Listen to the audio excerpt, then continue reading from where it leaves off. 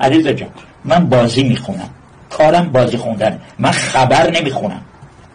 این دوستان همه خبر میخونن، تفسیرهای دیگرون رو رونویسی میکنن، بعد میان یک مش اراجیف تحویل مردم میدن. آقای حجاریان صحبت میکنه که نیروی مقاومت سلطنت تشکیل بشه. آقای حجاریان کجا بود که ما سالها میگفتیم در ایران یک روزی مادران و خواهران یا سیندرلاهای روسری سپید مثل آرژانتین بیرون خواهند آمد، خیابانها رو غرق خواهند کرد و پدر این رژیم رو در میارن و میشن پاشنه آشیل این رژیم. من سالها اینو در برنامه رادیویی تلویزیونی گفتم. ببینید من این شهامت رو دارم، قبل از اینکه بازی شروع بشه بازی رو میگم، نمیستم اتفاق بیفته بعد بیام بشینم اینجا تحلیل و نقد کنم. من اول حرفمو میزنم، اینو من همیشه گفتم بازم میگم. من 10 سال پیش گفتم ما میرسیم به یک رنسانس ایرانی. همون موقع میگفتم سیندرلاهای ایرانی پاشنه آشیل این نظامن. اوکی. بعد چی گفتم؟